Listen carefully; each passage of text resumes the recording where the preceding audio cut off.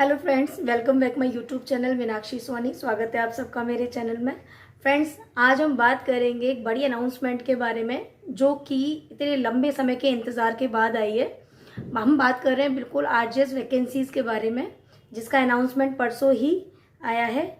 तो आज हम इसके बारे में कुछ चर्चा करते हैं। जैसा कि हम सब जानते हैं कि लास्ट वैकेंसी जो अपनी आरजेएस की रही है वो 2021 में रही है। पूरे 3 साल के बाद में अब नोटिफिकेशन आया है। आज इसमें हम जानेंगे कि कितनी वैकेंसीज़ हैं और कब तक एग्ज़ाम हेल्ड हो सकता है, क्या हमें प्रिपरेशन से स्टार्ट कर देनी चाहिए, प्री एग्ज़ाम कब तक हो सकता है। तो इन सब चीज़ों के बारे में आज हम यहाँ बात करेंगे।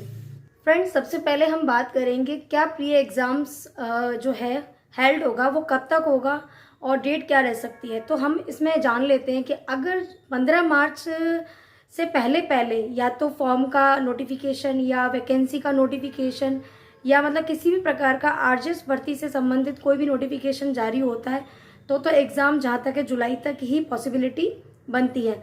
लेकिन अगर आचार संहिता के बाद में अगर कोई नोटिफिकेशन जारी होता है तो सिंपल सी बात है कि जुलाई के बाद ही एग्ज़ाम जाना है। इसमें एक चीज़ और है, अब ये भी जान लेते हैं कि जब एग्ज़ाम हेल्ड होगा तो उसमें लॉज कौन से पढ़ने हैं। तो सिंपल सी बात है, अगर आचार संहिता यानी कि लागू होने के बाद में 1 जुलाई तक अगर हमारा प्री एग्ज़ाम का नोटिफिकेशन या डेट आ जाता है तो हमें पुराने लॉज ही पढ़ने हैं। अदरवाइज़ अगर उसके बाद एग्ज़ाम हेल्ड होता है तो हमें नए लॉज की स्टडी करनी है। बाकी जो स्मार्ट स्टूडेंट्स होते हैं तो उन्होंने लास्ट सितंबर से ही अपनी तैयारी में थोड़ा सा चेंजेस कर दिए थे, जैसे कि ना बाकी सारे जो लॉज थे अपने एक्ट से वो कंटिन्यू रखे अपनी स्टडी में। सिर्फ 3 जो एक्ट हैं, सीपीसी है और आईपीसी है और एविडेंस है, इनको छोड़ करके जो छोटे बड़े एक्ट्स रहे उनकी उन्होंने कंटिन्यूटी रखी है, रेगुलरिटी में उन्होंने रखा है उनको।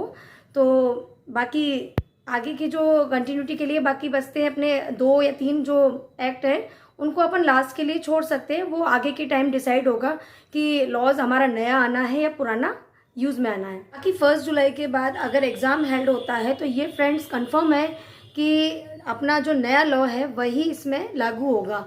बाकी अब हम आरजेएस की वैकेंसीज़ के लिए बात कर लेते हैं। तो आरजेएस 24 की वैकेंसीज टोटल वैकेंसीज जो है वो 82 वैकेंसीज इस बार आई हैं, जिसमें से कि अपन जान लेते हैं कि क्लासिफिकेशन उसका क्या रहेगा और किस मतलब जो उनका रिजर्वेशन है किस किस तरीके से उन्होंने कितनी पोस्ट कौन सी कैटेगरी में डिवाइड की है। जैसे कि जनरल की अगर पोस्ट की बात करें तो 31 पोस्ट हैं जनरल की।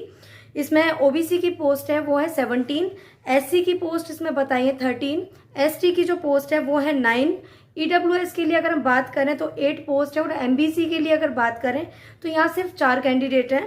और इन्होंने 4 पोस्ट जो है फिजिकल जो डिसेबल पर्सन होते हैं उनके लिए रखी गई हैं।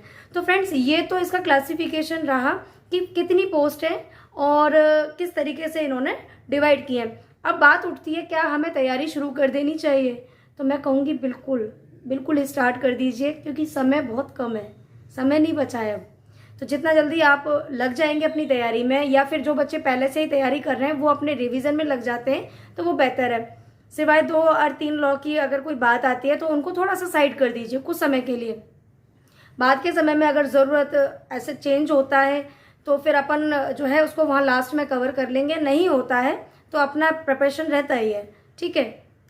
बाकी एक चीज़ इम्पोर्टेंट और ये है कि 15 मार्च तक का जो अपना टाइम पीरियड है वो एक इम्पोर्टेंट टाइम पीरियड है। ये हमें डिसाइड करेगा कि एग्ज़ाम जुलाई तक होगा या नहीं होगा, क्योंकि 15 मार्च तक अगर कोई नोटिफिकेशन या जैसे मैं आपको बता रही हूँ कि कोई एग्ज़ाम एप्लीकेशन फॉर्म या किसी भी तरीके का अगर कोई भी अपडेट होता है तो एग्ज़ाम हेल्ड होगा, अदरवाइज जुलाई के बाद में एग्ज़ाम होगा। आपको फिर भी अगर आरजेएस वैकेंसी से रिलेटेड कोई क्वेश्चन, आपके मन में कोई डाउट हो तो आप मुझसे कमेंट्स में पुट अप कर सकते हैं। और अगर आपको मेरी वीडियो अच्छी लगे तो प्लीज़ लाइक करिए, शेयर करिए। Thank you.